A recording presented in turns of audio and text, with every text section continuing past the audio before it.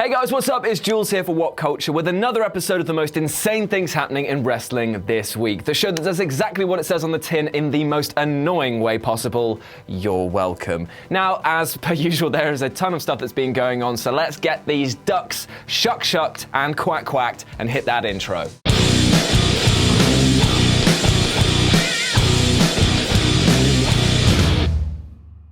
Okay, so let's kick things off by talking about Roman Reigns. Now, he's kind of like a weird enigma of the WWE. He's kept at a top card position in the company. He's technically sound as a wrestler, but he's absolutely on the mic, yet he shifts more units than an alcoholic at a bar, so he's just kind of kept in the spotlight. We've all heard jokes about him being less the big dog and more Vince's lapdog, and the fact that he was pushed to the moon in defiance of public reaction.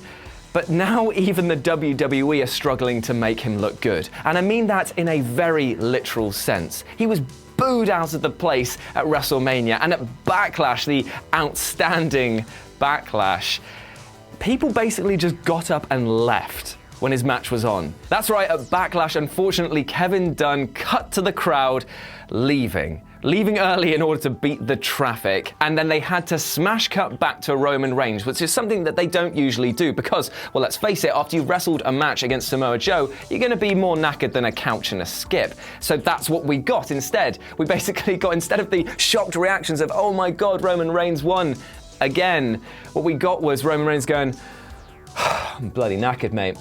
Absolutely shattered. Could go for a quick bev and then kip on the sofa. I actually feel kind of sorry for him, I do, because of the fact that Roman does put in the hours, but the WWE are using him as a case point to prove the definition of insanity. Thanks to Vars from Far Cry 3, we know that insanity is trying the same action again and again and again and expecting a different result.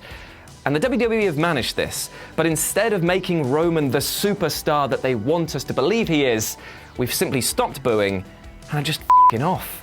It was a real shame to see how the female talent of the WWE was treated after the greatest Royal Rumble pay-per-view, effectively being paid to stay at home.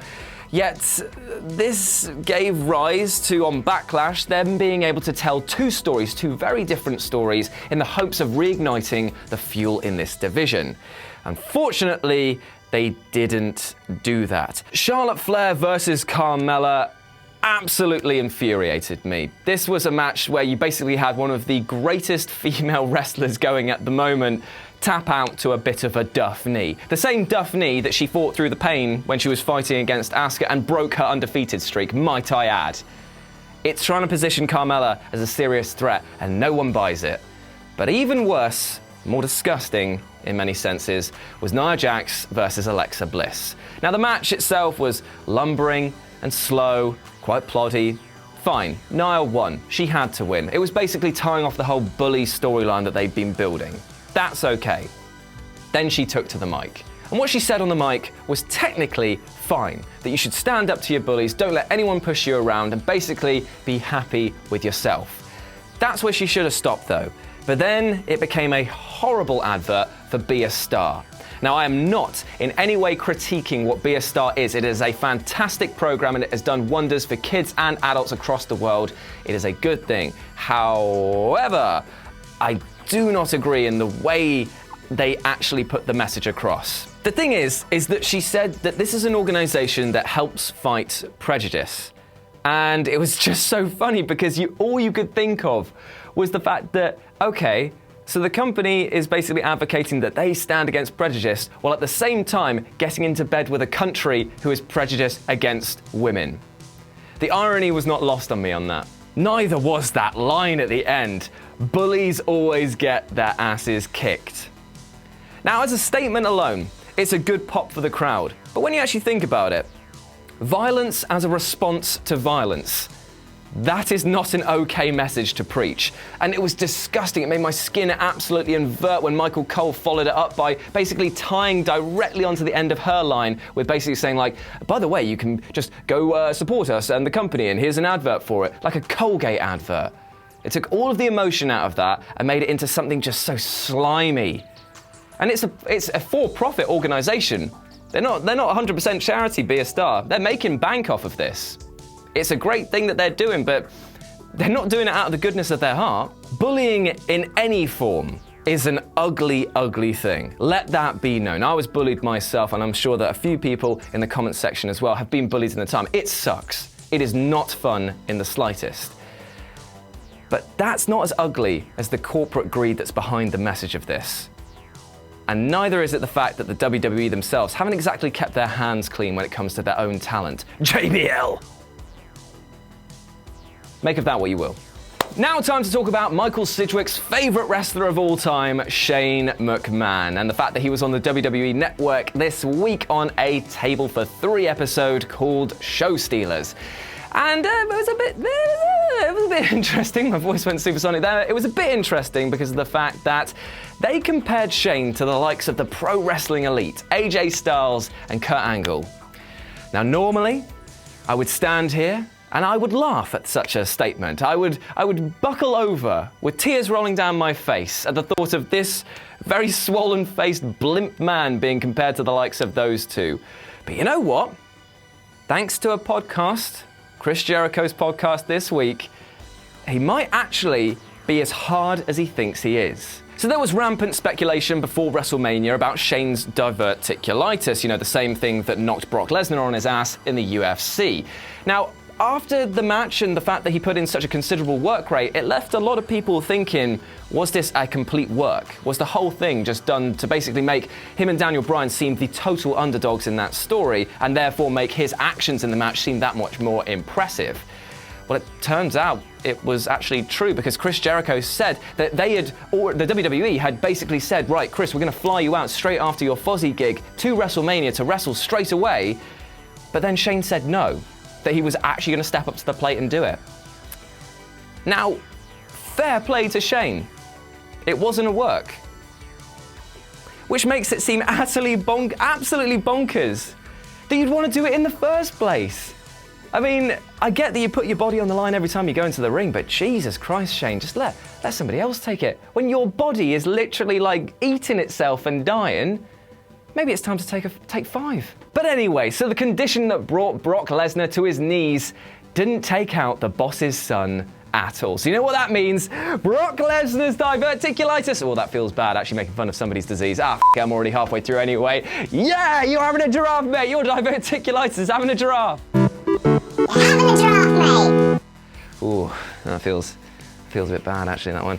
Anyway, oh, Jesus. Anyway, speaking of Brock Lesnar, do you know the fact that he's going to go over the 434-day title reign that CM Punk had by the time it gets to Money in the Bank?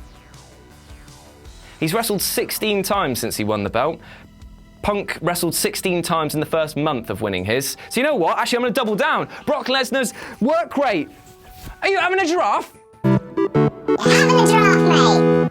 Let's talk about the backslapping nature of the WWE's bonus systems for a change. That'll be fun. Change that up. Go from talking about disease to statistics. It's always a laugh in the show, isn't it? So Dave Meltzer was speaking to Jason Agnew on his podcast about the strange bonus system that's in place for the WWE Network executives. To put the following into perspective, I just want to ask a question. Have you noticed how much wrestling we are watching at the moment that's coming out from the WWE? Like in last April, it was way over 20 hours with WrestleMania, Greatest Royal Rumble, like all of the Hall of Fame stuff as well. Like there was a lot of content. And it leads you to start, well, even NXT's getting a cheeky another half hour. Not that I'm complaining about that, they actually deserve it. But I'm just saying, every single piece of the WWE is slowly being stretched out. And it's left a lot of people to wonder why. Well, the answer is blatantly quite simple. It is to do with money, it's to do with ad revenue, but it's also to do with watch minutes. Because this week, the WWE put out some statistics to big old Dave, who willfully shared them, saying that basically they're receiving bonuses, the executives of the WWE Network are receiving bonuses based on how many minutes are watched overall. And they're flaunting all of these minutes, these millions of minutes that are watched, to new investors, to sponsors, basically to just try and chase after those more elusive and lucrative TV deals. But it's a self-inflated figure. Because basically what they're doing is they're just stretching out their own product, which they can do on the network. They can run as many things as they want, and therefore the figures look that much more impressive. The thing is that it's the same with the YouTube game. It's the same with what we do. You put out enough content and you are going to hit bigger numbers. Case in point, we just hit our biggest month ever on the channel. and we put out the most content as well. But that was in reaction to the WWE putting out their content. It is a cycle that ever flows downwards. I really didn't want to compare ourselves to the WWE, but sometimes you've got to bite the bullet in the face and let your teeth get smashed. It might seem like I'm complaining about how much wrestling I've got to watch for my job, but that's not the point. Like, the wrestling itself, the talent is not in question. It's the production of the events and the fact that they're all drawn out with everything just taking just that little bit longer that I have a problem with. Unlike, which leads me to my next point, a much more snappier competitor. New Japan Pro Wrestling was insanely good this week. Utterly beautiful wrestling. They had a two-night event called Don Taku that was basically going over last weekend, and it blew Backlash out of the water. First, Chris Jericho appeared again, which was utterly brilliant and turned Tetsuya into a non-consensual blood donor, but that was only the tip of the iceberg on this meaty ham hock of muscly goodness. Don't know how an iceberg and a ham hock go together. Meatberg? A giant frozen slab of meat in the ocean. What am I on about? On the first night, we had Hangman Page versus Kenny Omega, which was a blistering match, the best in the world going up against the guy who has everything to prove.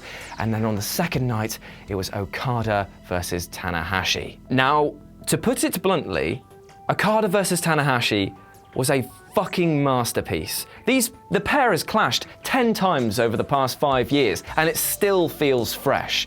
It was ring storytelling at its finest. They just let the talent speak for the company rather than the ad breaks, which is so refreshing to see. And the ending of the night saw Kenny Omega come back down to the ring to set up Okada versus Omega 4. Needless to say, my dick fell off. So yeah, in short, New Japan is quietly ever raising the bar, while the WWE seems to be going and pissing away their bonuses in one across the pond. And there we have it, the most insane things happening in wrestling this week. Now to close out the show the only way I know how, by reading my favourite comment from last week's episode. And this comes from Sam Grant, who says, Jules, I see it on Twitter. I think you meant to say, but I'm not gonna blame you on that. I say it on Twitter all the time, and I'm gonna say it here again. You're my f***ing dad. I severely doubt it, my man. I really do. After I had my greatest accident ever, my cherished little boy Ewan, my pull-out game is pretty phenomenal right now. So I'm probably not your father, but you can always call me daddy. Anyway, now to thank the people who make this show happen. Phil Chambers and Michael Hamflett, thank you very much. Love you both for your continued work on the show. And to you at home, thank you so much for watching. Without you, I would just be a rambling idiot trapped in a cage or a medical lab. I can't remember what my backstory is anymore. Anyway, as always, I've been Jules, you've been awesome. Have a giraffe, and I'll speak to you soon. So, thanks for watching. Please feel free to click on any of these things around my head, or something terrible might happen to the dog. Too sweet me, bro. Traitor. Traitor.